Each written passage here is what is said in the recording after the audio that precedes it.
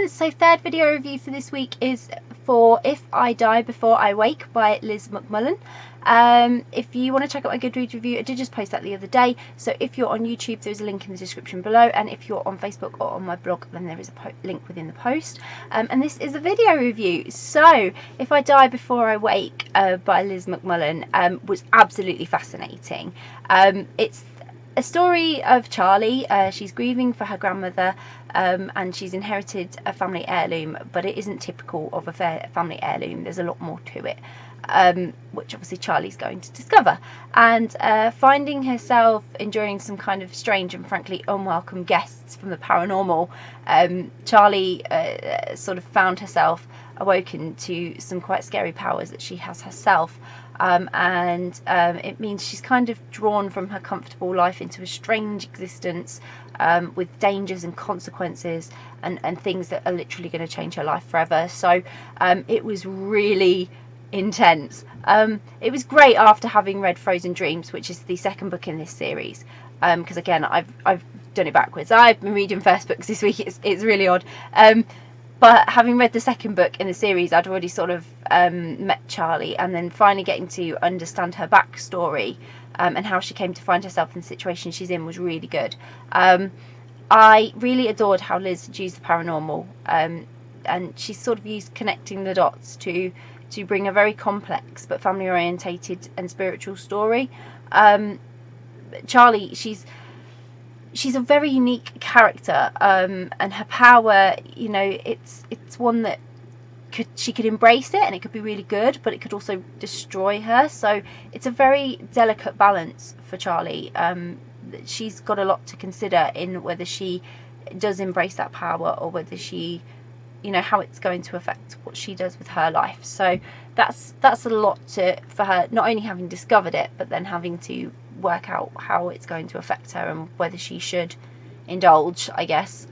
So Charlie handled everything. She endured and learned about the powers, her past, everything really, really well. I was really in awe of how calm she was a lot of the time. Actually, she should have been fully freaking out. You like reading bits of this and we're like, why are you not freaking out, Charlie? Why are you so calm? I don't know how she did it. She should have been running for the hills literally on so many of these occasions. It was really quite scary paranormal when you've got beings and unwelcome guests that you don't really understand their presence. Yeah, that's kind of weird. And I really felt for Charlie embracing all that, but that's why she's so special as a character, because she did handle it so calmly, and it was really quite peaceful in a way as well. This book, some of it was quite peaceful, and it was most exciting to join Charlie and her experiences, really, not only the demons but the friendlier guiding ghosts, and how they all played their part really in bringing her to discovering her true self. They all had an important role to play in that, the bad and the good.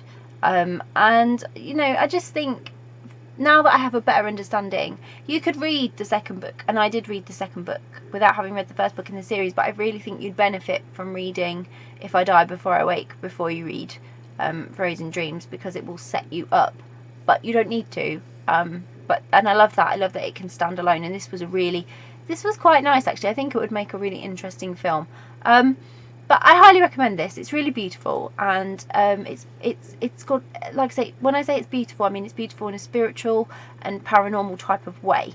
So because paranormal can get extremely creepy, whereas this had more of a spiritual feel, which was quite nice, and almost like it was historic, spiritual in that sense, and the paranormal was an underlying theme, but it obviously, ghosts is where paranormal sits, so you have to sort of call it that, but it was spiritual more than anything, I think, this story, if I had to categorize it. And it was certainly an adventure into the scary unknown otherworldly forces that some of us believe in and some of us don't, and obviously some people do have the power to endure these and have the experience, and it's really freaky when you're reading about it. So it really was an exciting adventure to be on with Charlie, and it was great to, like I say, to get that insight into how she came to have these powers and what it all meant for her. So I really enjoyed it, and hope you will too. I'll pop a link in the description so you can go and grab a copy of If I Die Before I Wake by Liz Mcmullen. If you've read If I Die Before I Wake, then please comment below, let me know what you thought of the story. How did you find it?